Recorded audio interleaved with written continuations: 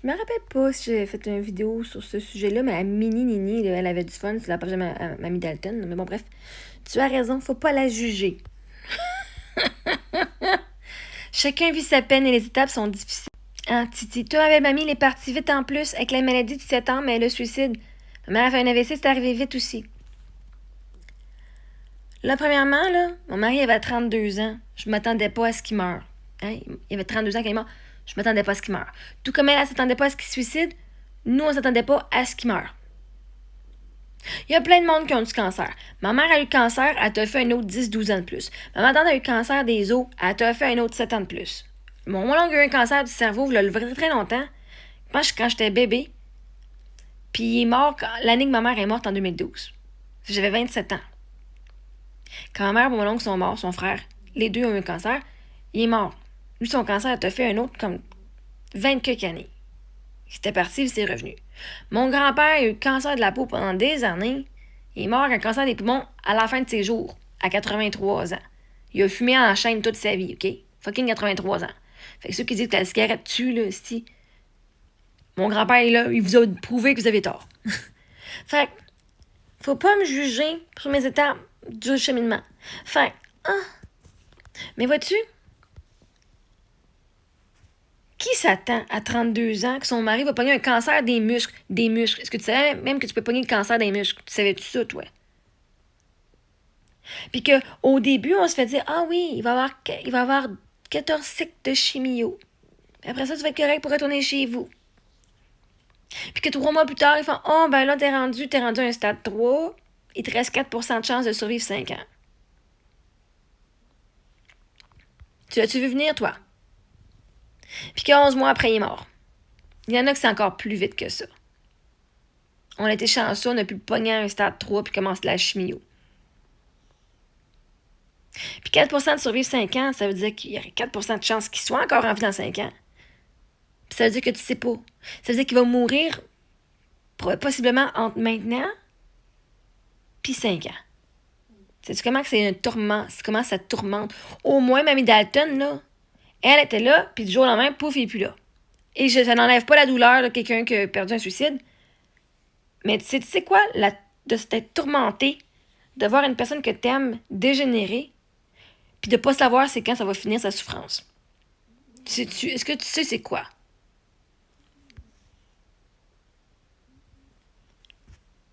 Tu peux pas te préparer. Moi, tu sais que je me préparais au meilleur. Je me préparais au pire en espérant le meilleur. Je disais, il va faire partie de 4%. Fait que moi, pendant les 14 mois qui étaient là, j'étais dans le déni est-ce qu'elle allait mourir. Non, tu vas faire partie de 4%. Il y a du monde qui l'ont fait partie, toi tu peux. On va prendre soin de toi. Mais c'est pas tout le monde qui était à bord de toute cette croyance-là. Parce que moi, je me disais, va te coucher, va te reposer. Alors que sa famille, il venait, puis les autres, ils venaient, puis ils l'épuisaient. Il restait éveillé, puis c'est pareil, ils font, ben oui, on savait qu'il restait éveillé pour nous autres. Que ça vous tentait pas de lui dire de se coucher pour qu'il puisse, genre, prendre de ses forces pour rester en vie? Non? Ok, cool. Moi, oui. Fait que, anyway. La maladie, tu t'attends pas à ce qu'un homme en santé, fringant, qui a un bébé d'1 an, puis un qui vient... On a su 5 jours avant qu'il sache qu'il avait le cancer. On l'a su 5 jours avant, j'étais enceinte d'Émilie. Tu penses-tu que c'était genre, on s'en attendait? On savait qu'elle allait pas bien puis qu'elle avait mal. Un cancer, OK. Moi, j'ai fait un cancer, ça se guérit.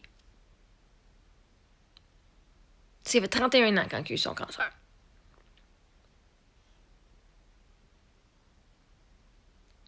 Fait que, non, on l'a pas vu venir. Pas l'année d'après. On s'attendait à un petit peu plus d'années. 4% de chance de survivre 5 ans, ça veut dire qu'il va peut-être faire 2, 3, 4 ans. Surtout que la première chimio, elle allait bien en plus. Mais là, en dedans de 6 mois, paf, tumeur après tumeur. Une tumeur, il y avait une tumeur dans la fesse. Maintenant, il y avait une tumeur dans la haine, dans l'aine. Maintenant, il y avait une tumeur dans le psoas. Après ça, il y avait une tumeur ici, dans la clavicule. Après ça, il y avait une tumeur dans la colonne vertébrale, ici. Puis après ça, c'était partout, en popcorn. OK? À la fin, quand il n'y avait plus de chimio pantoute, là, c'était du popcorn. Des fois, je pense que ça aurait été fucking plus facile de le retrouver suicidé. Puis de vivre mon deuil en 1 an, plutôt que d'avoir 14 mois, plus les 3 mois d'avant, 2-3 mois d'avant, qui étaient en douleur, puis qui prenaient la médication, puis qu'il n'y a rien qui se passait. Ça aurait été moins dur que de le voir en douleur à 32 ans, pas être capable de se coucher sur le dos puis de s'asseoir. De le voir blanc comme un drap, puis de dire « Moi, j'ai fini ». De voir mon mari à 32 ans être capable de marcher, perdre l'usage de sa jambe, parce que maintenant, quand ça pognait dans le psoas, il ne pouvait plus utiliser sa jambe. Mais il marchait quand même, il utilisait la poussette pour s'aider à marcher. Après ça, de le voir rentrer à l'hôpital parce que ça pognait dans sa colonne vertébrale et il ne pouvait plus bouger. Il fait vraiment mal. De le voir être à l'étage des petits vieux où ça pue la merde, littéralement. Puis j'ai même dit, oh my god, ça s'endormait la merde. Il dit, pas besoin de me le rappeler, merci. J'ai fait, oh shit, j'aurais pas dû. Désolée. C'était tellement écœurant. C'était dégueulasse en esti. Il était pogné là.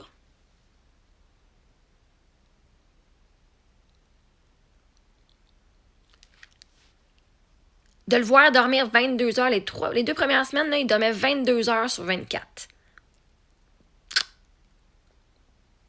Merveilleux. Il était 2 semaines à l'hôpital parce qu'il devait être en intraveineuse, parce qu'il avait été déshydraté, parce que sa médication ne fonctionnait pas pour que ses globules blancs ils remontent. Puis à la fin de sa vie, il était 3 semaines à l'hôpital, là. Puis tu sais quoi? De le voir être gros, là, comme un squelette. Ah, ça, c'était vraiment sexy, là. J'étais tellement attirée physiquement par mon mari, là.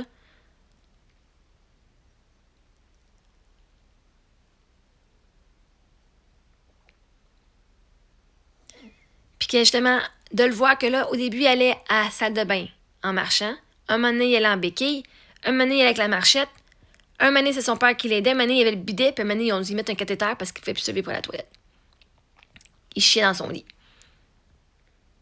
Cool. C'est tellement plus facile un suicide que de voir ton mari de 32 ans perdre l'utilité de son corps. L'usage de son corps.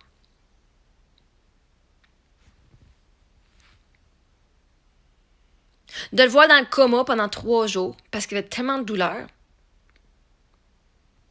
D'avoir manqué de lui dire bye parce que je savais qu'elle n'allait pas revenir après ça. De ne pas avoir été là. Ça m'a vraiment pogné sur le cœur.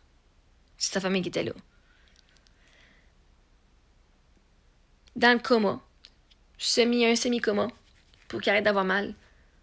Puis d'avoir été là jusqu'à la fin. Le voir la bouche grande ouverte de même.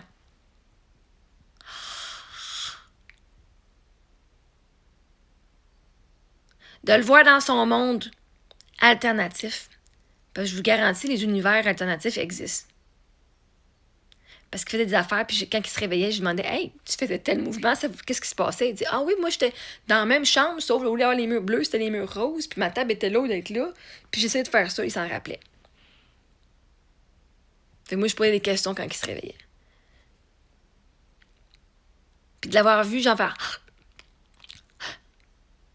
Puis de prendre un timer quasiment pour dire comment tant qu'il va mourir, parce que quand le mandibule commence à bouger, ça veut dire qu'ils ont fini. D'aller voir l'infirmière, dire ben là, mon mari, je pense qu'il allait mourir, son mandibule est en train de bouger. Puis d'avoir ma main sous son cœur, jusqu'à temps qu'il batte à son dernier battement de cœur. Quel privilège!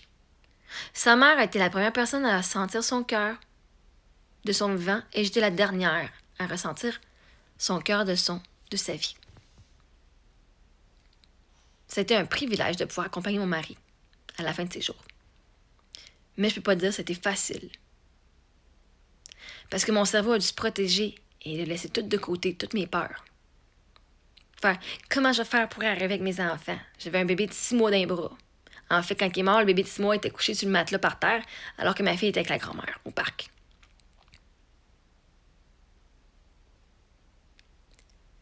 Fait que je te garantis, si tu penses qu'un suicide c'est plus facile que la maladie, t'as pas vécu la maladie.